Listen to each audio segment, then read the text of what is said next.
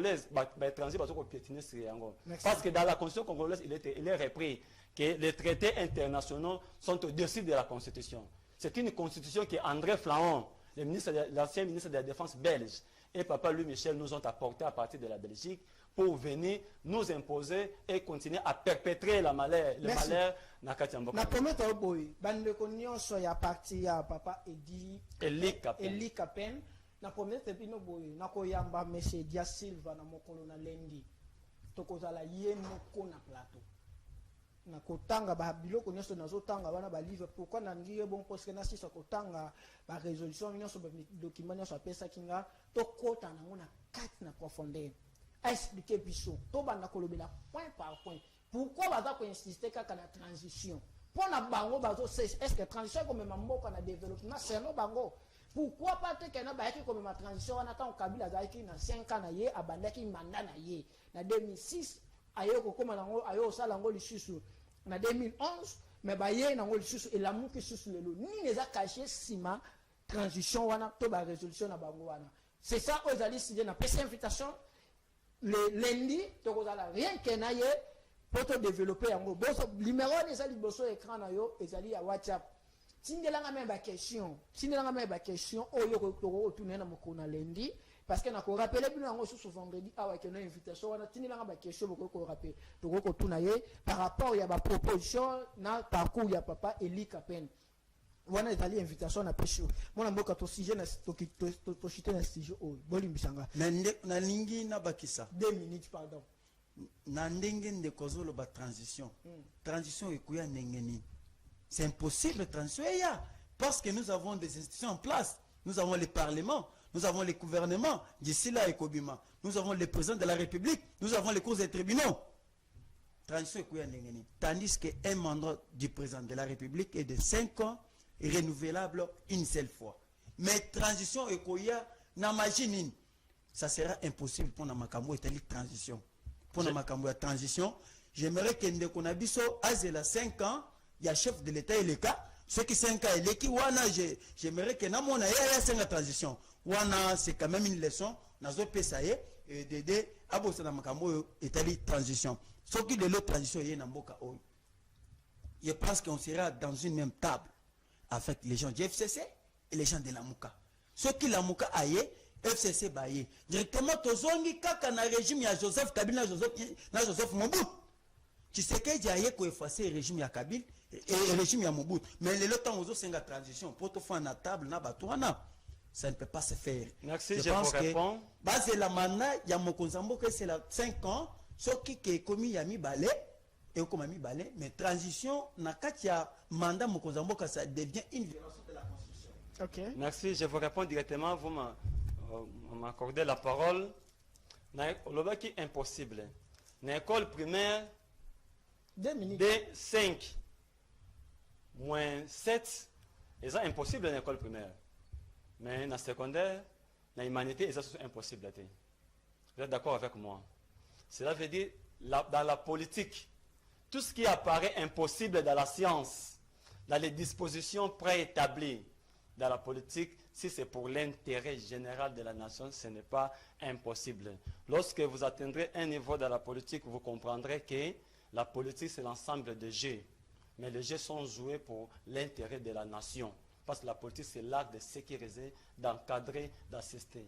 Lorsqu'on trouve que les dispositions préétablies, soit scientifiques, quoi que ce soit, ceux qui ont porté solution. Par exemple, le cas d'aujourd'hui. Maintenant là, dans sa bouche, il dit quoi?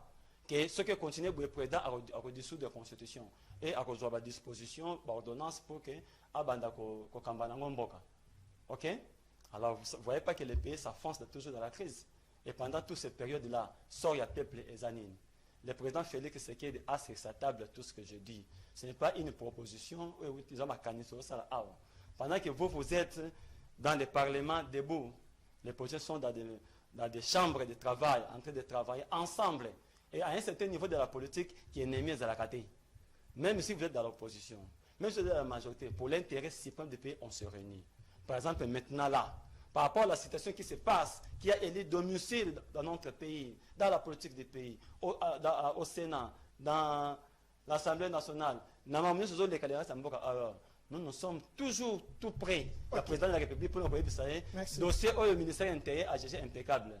Bozwe yango totia to sauver mboka mobimba to sauver na IDPS to sauver na Lamuka to sauver mboka mobimba to sauver na parlement to sauver na Beni to mettre un sujet à cour constitutionnel pour te côté un sujet il y a este to chuter moi na mboka lelo to la lito la moki. Merci d'abord na bande ko nyonso bobenga biso sikoyo merci na bande ko na nyonso ya ministère amen apôtre Léopold Mutombo mon père place azali na PC mambote mama mi Mutombo Simeon jusqu'à bana nyonso ya ministère amen place boza mbote na ekomela bino Francimo Balibanga place azali mbote mona mboka insécurité na esezo sila te tolali tolamuki lelo toki ke buni ya mbutu eza makasi biso to sala be mission mais bandeko na biso ya buni ya tisiko bazo batama nini ezo sala ke no pour ke kimie kota na este puis kimie kota na ba province mosusu ndeko Dieu merci Platon na yo oyo nalingaka tout le temps tout moment na beta makambo etali insécurité na kacha est tango ba homme politique bazo se tirer à on a Kinshasa mais nos compatriotes qui sont là-bas à l'est baza na kacha kokufa jour et nuit jamais na mona un politicien aya telema boy jamais boy trop c'est trop na kolingate bande ko na biso est ba kufa lisusu na okita kuna na est na banda ko sala campagne ya keba cesser les faits pas ba rebelle jamais aucune fois makilezo tangam jour et nuit il y a de cela 20 ans. Na 20 ans na bilo posant.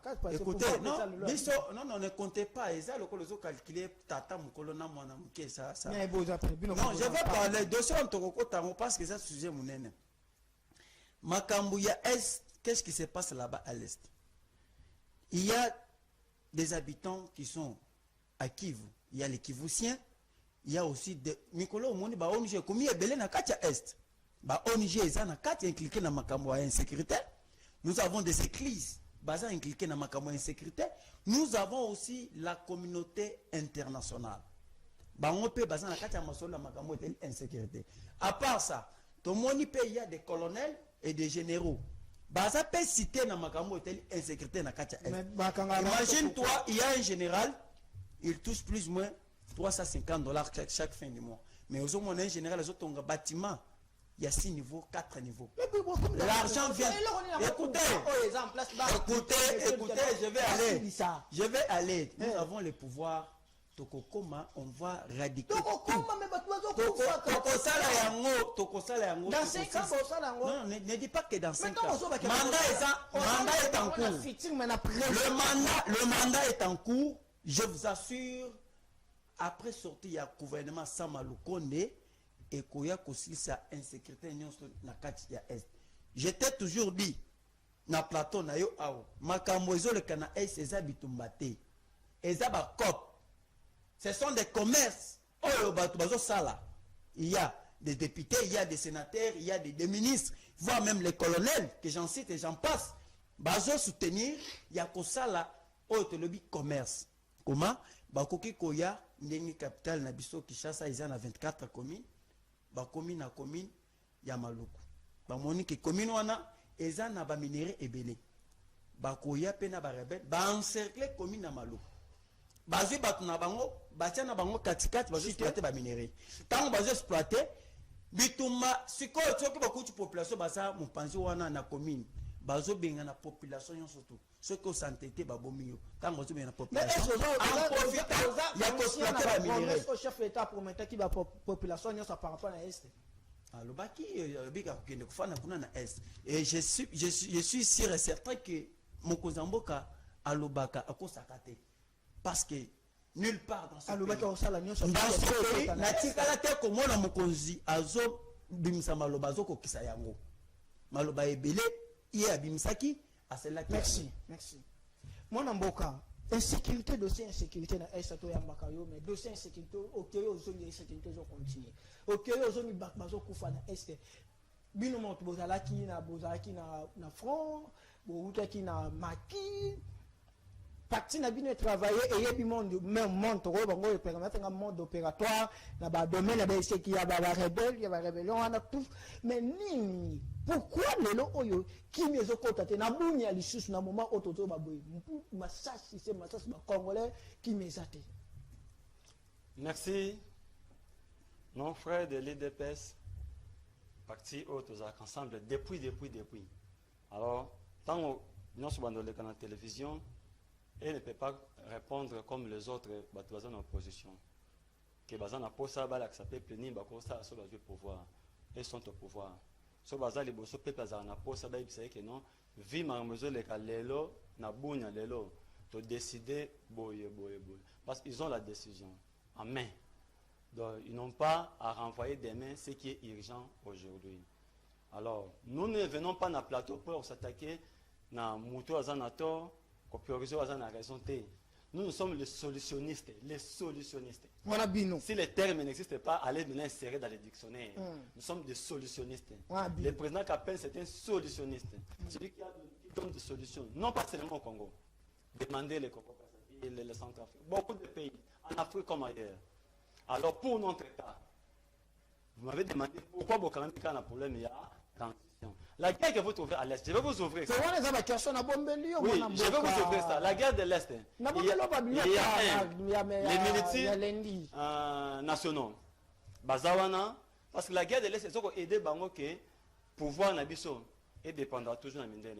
Parce que ceux qui ont beaucoup de choses, ils vont renforcer la sécurité dans l'Est. Vous êtes toujours obligé de coller Serena Bango pour que vous ayez un peu en paix. Et c'est là comment stratégie basala pour nous déranger. Pour déjouer la stratégie. Pour nous déjouer, il faut avant tout la transition est en vigueur. Les résolutions de la conférence nationale souveraine est en vigueur. Pourquoi? Ça nous donne la souveraineté. C'est-à-dire quoi? Le pouvoir d'agir. Ok? De décider qu'aujourd'hui nous allons faire ça, sans ingérence étrangère. C'est pourquoi tout le de la transition peut être un compagnie qui était. Le président Félix est président. La transition en vigueur. Maintenant, la résolution est Kaboli Bisso na multinationaux. Et Kaboli Bisso na ba corps ba minerai ou bien quoi? Code minier. Le code minier. La résolution est Kaboli Bisso na même mise union étrangère. Donc to koye ba mine nous dans le Congo na na Simbiwana. Et nous allons maintenant prendre un militaire au Bisso na Congo. Nous avons déversé plus de 20 000 hommes dans les brassages pour intégrer l'armée congolaise qui sont là. L'armée est très forte. Mais le problème, c'est quoi? Le groupe rebelle, M. Salama, n'a pas les bandeliers, tous les colonisés dans les pays voisins. Qu'est-ce qu'ils font? Ils vont créer une rébellion pour que pour parler, imposer pour Bitumba et si là, il faut que l'armée congolaise. Intégration. Il y a brassage, na brassage, brasser, na Rwandais, na Ougandais, na Zambien, na Côte. C'est ça l'infiltration. Alors, tant qu'on a déclaré que non, les Congolais sont des patriotes. Mais, paya batondi. Si on a la bango, le corps wana, ils ont des corps internationaux. Ils ont des colons la constitution. Il nous faut maintenant les résolutions de la conférence souveraine pour casser avant tout. D'accord, aux ennemis, étrangers dans la armée congolaise. D'accord, aux ennemis étrangers, s'occuper de la mine. Alors nous aurons maintenant les moyens pour s'approvisionner en matériel et pour financer les troupes et vous allez voir que les rebelles qui vont encore résister, même pour un jour dans l'Est. Merci. Dossier mine wana tant ozo rappeler bandeko ba popo ona ni sam nani Albert Yuma otiko loba otumbula Albert Yuma papa batafai na yeye afai na yekuna merci na bandeko bobenga biso plateau vraiment ezali au fungwama oza aposo sala opesa likanishino ya mboka yaka benga o lekana yo parce que lundi ndeko benga ke ezali réservé pour na ndeko na ngadi ya Silva bobenga ra biso opesa biso ba question par rapport nenga zo fan de la sujet ya bango ya résolution wana. Et vous allez vraiment bien. Moi, je laisse, pardon, une seconde. CNDP est comme un parti politique dans Kinshasa. Mais la parti est contre des années. Contre l'abattoir, les rebelles qui nous ont dérangés, qu'on a arrêté. Camarades, vous savez, c'est CNDP, non? CNDP, c'est vraiment un Kunda. Mais comme un parti politique, dans mon drapeau, dans mon victoire. S'il vous plaît, changer peut combattre. Et si la CNDP parti à Kunda, il y a un brassage, il y a un FARDC. Et vous cherchez que FARDC a gagné Bitumba. Le Kunda qu'on a arrêté, le Kunda qui était à la fois officier supérieur de l'armée congolaise, Kunda Tato Kangi a commis rwandais, Bosso Tanganda, ou le commissaire général na Congo, Tango Kangi a dit à sujet rwandais, mais leur parti politique fonctionne à Kinshasa après le brassage. C'est là où nous sommes bloqués. Poto Kabwana, traité international wana, accord wana et katana, les accords cadres, il y a 10 Abeba, au Brésil signé na Butu na Kenya, pour que nous soyons katana. Na ba accord nous se salami au FCSA sali na Kenya partout pour katana. Il faut tous voir la résolution de la conférence qui est imposable, qui donne à chaque peuple sa souveraineté. Vous verrez, le président Félix sera libre. Il va gérer le pays par rapport aux soucis à Zanango. J'ai trouvé une patriotisme, mais n'est pas naïe. Mais ce qui lui manque, ce sont des moyens. Il est bloqué par ses côtés étrangers, les multinationaux, les côté traité international, et aussi imposer sur notre constitution, sur notre pays. Et il nous faut maintenant imposer et l'autre par disposition, et nous allons se prendre à charge. Il a à son côté le président Kapen qui est un appui et pour le président Félix Tshisekedi et pour le pays et pour tous les restes des partis politiques. Ok, merci. Ce qui te sali déplacement, je crois que dimanche, tu as papa et les Kapen, mon général, n'a pas si le sac, parce que sali, surtout sali, mon déplacement, tu as et je crois que tu as lundi et dimanche, on a pour que tu sois riche pour que tu aies la sujet en bien. Lili Bakonga, ministre EPSP et PST autiko 4 ngamba braza bazongisi na service na biso tozomitu na bituna lo lenge ni nango bato baza na problème na justice balekaka facilement na ba frontière na biso. Tout le monde a dit dossier tozo kalisolo ke nana ni général Oyo autant que Wazaki na braza numbi abimaki libanda et il semblerait qu'elle sous que non nani année président année il semblerait que non et année Calais Wazaki libanda toi abimaki toi za autozune ba information on a bien semblerait parce que nous on ma carte au carte ba filo ko boka on internet pour que des offenses à biso kuna. Il semblerait que non abimaki. Mais comment bato baza na problème na justice na biso congolaise? Mais baza ko bimaka na facilité. Cela veut dire que ba service na biso ya ba DGM ya ba ANR nyonso wana ba osala wana ba osala musala lo lenge sengelité.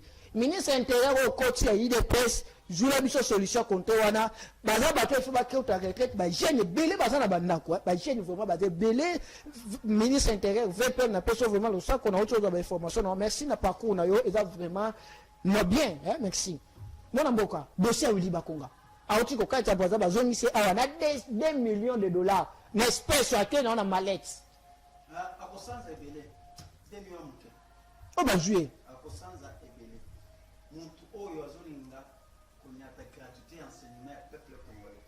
Tu sais que quand on fait gratuité enseignement en tant que chef de l'État, après si gratuité pour na mwana bakonga te ou bien après pour na mwana na mon côté, après pour le peuple congolais en général. Un homme comme Willy Bakonga là, soit disant un pasteur, azokinde. Ça va passer. Oh, tu vois, ça fait mal. Ça fait mal, Ndeko Dieu merci. Je vous dis, c'est quelqu'un qui a une église, soi-disant alimentée, c'est quelqu'un qui aimerait tout qu'on sort. Moi, je ne m'engage plus à connaître sa vie. Problème, Ezali, Willy Bakonga doit justifier pourquoi il a lapidé l'économie de la gratuité de l'enseignement. Je connais d'abord raison de que Willy Bakonga a fait ça à Brazzaville. Oh, Nayaki, pour sa mes félicitations, na présent. Sassou na investiture naie tant que président ya Brazzaville. Mon Kozamboka kendaki kuna kopé ses félicitations. Mais yo zo kende ministre tant que qui. D'abord avant kende il fallait ba pesa yo autorisation par le président de la République. Mais kendaki tant que qui. Mais yo kendaki kuna na Brazzaville ya kopé ça félicitations et pas à président Sassou mais ba kanyo comment voyager na Air France. Aucun na France. Mais en tout cas je me rappelle na maloba oyo il y a présent coutume il y a Russie ou à lobby ba congolais en Afrique as un modèle cimetière naie eza na Congo soki alinga zombongo a investir azokende kocha na libana moka na Europe soki azolinga kotangisa bana naie akotinda bana naie na Asie soki bazolinga kokunda ye il fallait azonga na Afrique ba congolais c'est ça un homme noir. Comment ça fait-il? Tu gères. Tu n'as jamais causé la remise et reprise au Komokil. Ok, coupé qu'on a 2 millions de dollars américains. Mais 2 millions, ça m'a belé. Bakangé na 30 personnes. Oh, bah ça qui se manaye. Ouli, bah comment on doit répondre à la justice congolaise. Tandis qu'un homme comme ministre, député, c'est quelqu'un. Oyo, azotosa, maloba. Oyo, azotosa ni beko moka. Un ministre, Azawana, il fallait atosa ni beko moka. Ministre, avant Abimanambok, il fallait contacter hiérarchie. À travers la tête qu'on informait, tout le monde malamoko ok na Brazzaville. De deux, il y en a un interpelle aussi na François Béo, chargé secrétaire. Oh, il y a tellement de secrétaire. En tout cas, va revoir un peu. C'est le numéro à NER. C'est ça. Va revoir un peu Batunion Soana Bazana Katia renseignement civil. Comment ça fait-il? Nakatia frontière, nous avons 4 services. Nous avons la police, DGM, ANER et aussi les cadres républicains sont là-bas aux frontières. Mais tout le monde a une chose grave. Oui, on a déplacé Nalolengeni. C'est là que j'alobi qui a une fausse identité. Faux identité, il y a des qui n'ont pas traversé. Mais faux identité, il fallait s'informer devant le ministre de l'Intérieur. On appelle le ministre de l'Intérieur. On a des raisons. Oui, on doit justifier. Merci. On a déjà envoyé l'invitation. Ceux qui battent l'invitation, tant qu'un homme d'État, tu dois aller répondre bonnement. Merci. Non, je merci pourquoi. Je vais chuter un décodé, merci. Tu as vu pourquoi? Révélation est bien belé. Tu as vu école na union qui a sévigné. Azu bato bazo tanks na école privée. Azu bango atie comme on a bango na carte de l'enseignement. Bazo zo bambongo chaque fin du mois.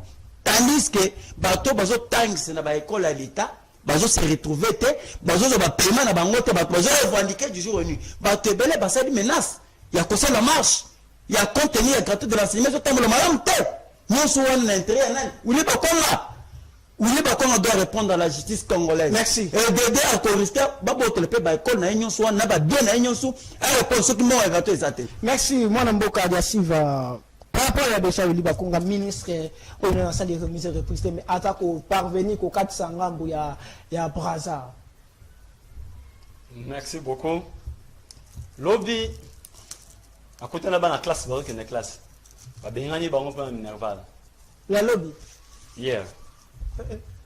Parce que la gratuité résume, je ne pense pas que 50% il y a des effectifs, il y a bananion sur au bazar na kata Congo, bazar kotak. Il y a un niveau ils ont concerné la gratuité de l'enseignement. Je ne suis pas là-bas. Mon problème réside au point que bana bazozo nganda ko bengani bangona bakaya géographie na maboko. Na kata kaya géographie à deuxième CO, bazo sala géographie politique et économique, RDC. Donc, que le pays est potentiellement riche du point de vue sol et son sous-sol. Congo. Mais, bana mbokana baza pauvre, baza chassé, pour la cause de manque de bon minerval. Une citation bizarre. Je dirais quoi? Le président de la République, nous parlons de l'état de droit. Na sengi, na quatre états de droit. Na dit que c'est un processus. Mais tout s'éterniser dans la justice. C'est vrai que la justice élève une nation, mais il est aussi vrai que l'éducation, c'est la vie. La première des choses que l'Éternel dit a donné à l'homme après la création, c'était l'éducation. C'est ça, je vais bien, je vais bien. Sur le bandit, si le saka le kambamo, parce que tika bachanti ndambo, ça va déranger. Ok? Je prends là-bas, je dis quoi? Tango diamant, yamboko était kamaka. Tango or était kamaka. Tango ba richesse nous c'était kamaka. Les droits, l'état des droits, les peuples d'abord, les droits du peuple congolais, na diamawana, compte na bango, qui mange à leur place. Compte à Sunda. Ma fille m'a demandé, papa, mon droit dans ce pays. Namboka Oyo, je suis aussi congolaise dans ce pays. Alors lorsqu'on voit les diamants, compte à moi dans l'angai, qui mange à sa place?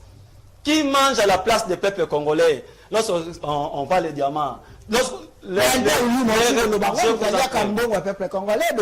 vous en prie. Les revenus n'a fait un mois, n'a fait un année. Yamboka Oyoyo. Bananes, ils sont combien? Qui mange à notre place? Qui mange à la place à Bana Mitendi?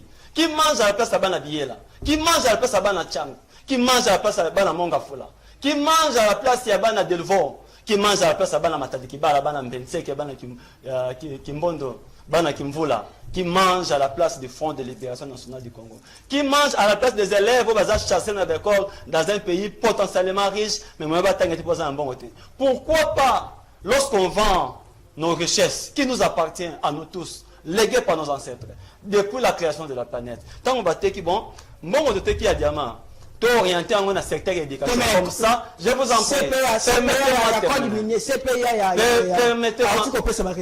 permettez-moi de terminer. Après, va vendre ce bloc, on a qui bon auto-orienté dans le secteur éducation. Comme ça, dans la classe, au lieu de câbler la chaque famille, bon, on a bon richesse na bango, état de droit na bango, peut-être de deux sous la justice, et ça n'a les bons mots, c'est l'état de droit. Les peuples ont droit à manger, et bon, tout n'a pas n'a pas la garant de la nation. Les peuples congolais ont droit à l'éducation, bon, tout n'a pas n'a pas garant de la nation qui est le chef de l'État. Et les garants, à un chef d'État, il y a n'importe quel pays, il y a le pays le plus riche du monde.